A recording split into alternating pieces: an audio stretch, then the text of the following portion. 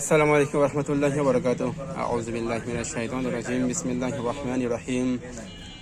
আউযু বিল্লাহি মিনাশ শাইতানির রাজিম। বিসমিল্লাহির রহমানির রহিম। কাল্লা ইযা দুক্কাতিল আরদু দাক্কান দাক্কা। সাদাকাল্লাহুল আযীম। আল্লাহ পাকের দরবারে শুকরিয়া আদায় করতেছি। আল্লাহ তাআলা আমাদেরকে পবিত্র মাহে রমাদান মাস আল্লাহ পাক আমাদের দিয়েছেন। মাহে রমাদান মাস আমাদেরকে ইস্তেকবাল করতে তৌফিক এনায়েত করেছেন। এজন্য বলি আলহামদুলিল্লাহ।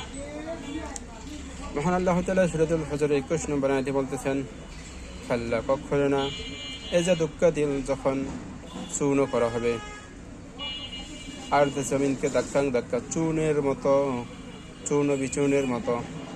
আল্লাহ তাআলা বলেছেন সে হাসরের ময়দানের চিত্র হওয়ার সময় একটা পরিস্থিতি মানুষেরা দেখতে পাবে। জমিন সমতল করে দেবেন আল্লাহ পাক, আকাশ থেকে তার সব কিছু খসে পড়তে থাকবে, জমিনটা সমতল করানো হবে, কোথাও উঁচু নিচু কোনো জায়গা থাকবে না। আল্লাহ তাআলা এই জন্য বলেছেন জমিনটাকে চূর্ণ করা হবে, ভেঙে টুকরো টুকরো করা হবে, প্রাসাদ এই দালান করা কিছুই থাকবে না, শুধু একমাত্র আল্লাহ রাব্বুল আলামিন ছাড়া সবাই ধ্বংস হয়ে যাবে। একটা রূহ, একটা আত্মাও সেই সময় জীবিত থাকবে না। সেই কঠিন পরিস্থিতির সম্মুখীন আমরা সবাই হতে যাচ্ছি। একদিন সেই সব পরিস্থিতির সম্মুখীন আমরা সবাই হব। আর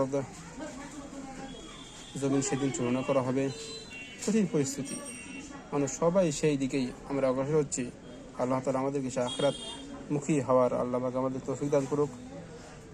পরকালের ভীতি, পরকালের চিন্তা আল্লাহ তাআলা আমাদের ভিতরে পয়দা করুক।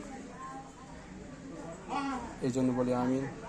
ওয়া আখিরু দাওয়ানা আলহামদুলিল্লাহি রাব্বিল আলামিন। আসসালামু